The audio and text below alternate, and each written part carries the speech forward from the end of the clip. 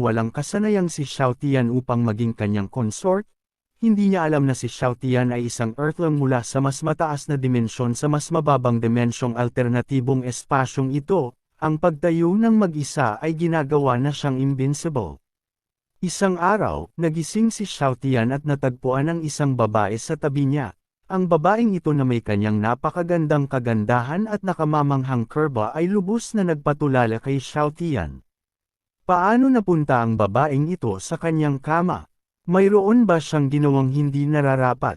Pagkatapos ng ilang sandali, ang babae ay tuluyang nakabawi at ipinaliwanag ng awkward, "Natulog ako rito para lang patahimikin ang mga ministro." Lumalabas na siya ang Emperoress ng Great Flame Dynasty.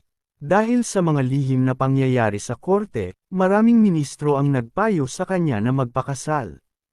Ayaw niyang madiktahan ng mga ministro, gumamit siya ng isang talisman para tumawag ng isang lingkod mula sa ibang espasyo at panahon, at si Xiao Tian, siya ay isang bihasa sa isang organisasyon ng pagpaslang noong ika-21 siglo. Nang araw na iyon, malapit na siyang tambangan ng isang karibal na grupo.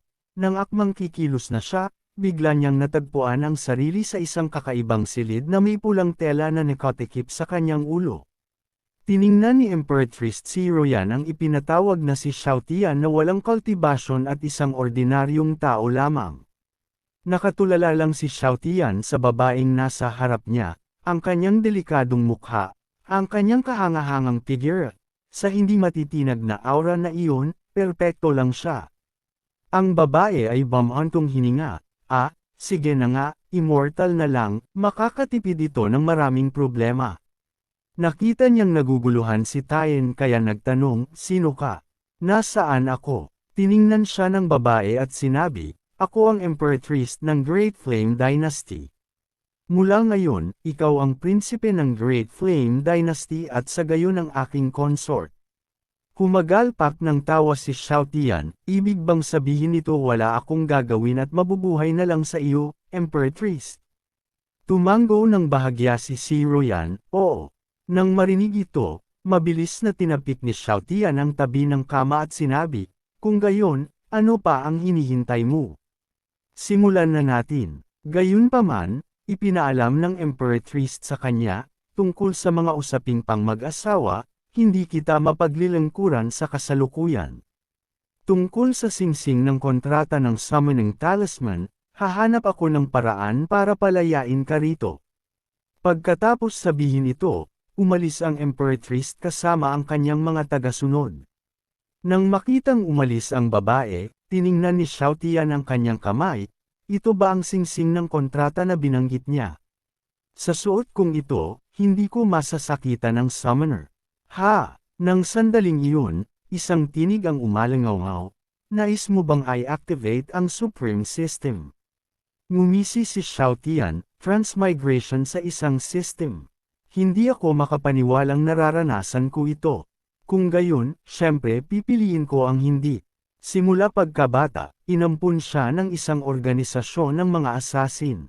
Upang mabuhay, lumakas siya, nakikibahagi sa hindi mabilang na walang saysay na pagpatay, lahat para sa tinatawag na mga misyon, ang landas ng Supreme Powerhouse. Pagod na si Xiao Tian dito. Ano sa mundong ito ang mas nakalulugod kaysa sa pagiging isang walang alalang prinsipe? Nang makita ang pagtanggi ni Xiao Tian, naghanda ang system na burahin ang mga alaala ni Xiao Tian at pagkatapos ay humiwalay kay Xiao Tian upang maghanap ng bagong host. Habang humihigop ng tsaa, nanatiling kalmado at hindi nag-ambala si Xiao Tian. Nang sumunod na segundo, nagpakita ng error ang system, "Memories failed, unable to detach." Sinubukan muling mag-bind ang system, ngunit nagpakita muli ng binding failed. Kung gayon, subukan nating magtatag ng ownership, nabigo pa rin. Biglang tumunog ang babala ng system, "Warning, the target is a high-dimensional Earthling, activating parasitic slave mode," nabigo pa rin. Patuloy na sumubok ang system sa mga pagtatangkang ito, natulala si Xiao Tian, "Ano ang nangyayari? Gusto ba ng system na ito na maging alipin ko?" Pagkatapos ng 979 na nabigong pagtatangka, ang system ay maaari lamang magtanong kay Xiao Tian, "Maaari ba akong maging iyong auxiliary system, maging iyong alipin?" Ngumiti si Xiao Tian, kaya gusto ng system na maging tapat kung tagasunod ngayon. Nang makumpirma, hiniling ng system kay Xiao Tian na bigyan ito ng pangalan. Nang walang pag-aalinlangan, sinabi ni Xiao Tian, "Bakit hindi na lang Poppy?" Agad na ipinahayag ng system ang pagkakagusto nito sa pangalan, gayunpaman, pinaalalahanan nito si Xiao Tian na mabilis na pag-aralan kung paano itago ang Azora, kung hindi ay maaaring hindi niya sinasadyang mabura ang system at mapanganib ang iba pang buhay. Tumingin sa isang nakapaso na halaman sa tabi niya na kalahating nabura na, bulalas ni Xiao Tian, "Ito ba ang sanhi ng aking aura? Hindi ito maaari, kailangan kong sugpuin ito."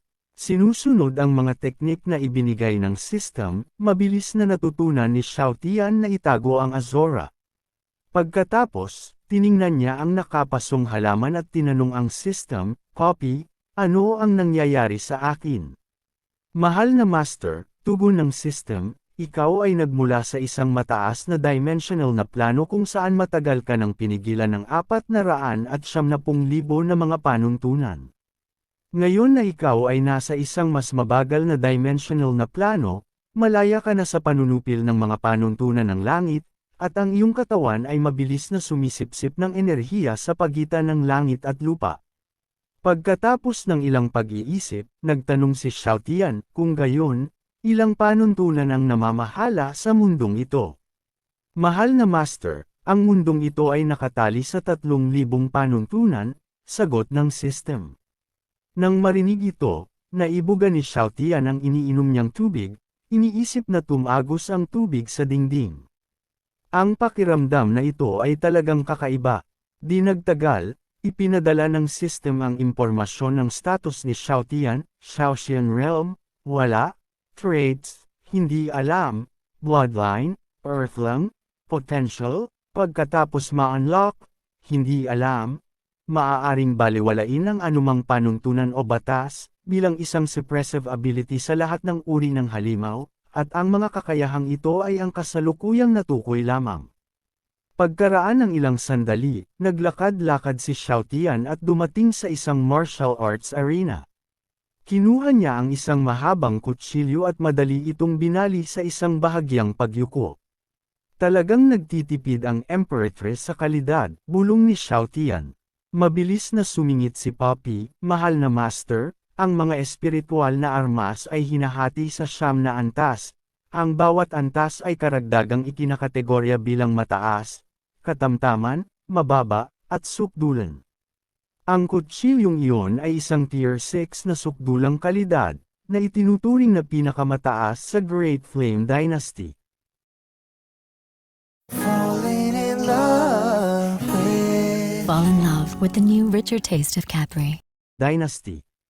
Nang marinig ito, kumuha si Xiao Tian ng isa pang espada na halatang mas mataas ang kalidad. Sinubukan niyang hiwain ang kanyang palad gamit ang talam, hindi nasugatan ang kanyang kamay ngunit nabiyak ang espada. Casual na inihagis ang basag na espada, nagkaroon si Xiao Tian ng malabong pag-unawa sa kanyang mga kakayahan. Tungkol sa mga armas, hindi na niya gustong humawak o makibahagi sa anumang karahasan. Sa ikatlong umaga, nagising si Xiao Tian at natagpuan ang Emperoress sa kanyang kama. Nang maramdaman ang paggalaw ni Xiao Tian, dahan-daang iminulat ng Emperoress ang kanyang mga mata. Nagulat si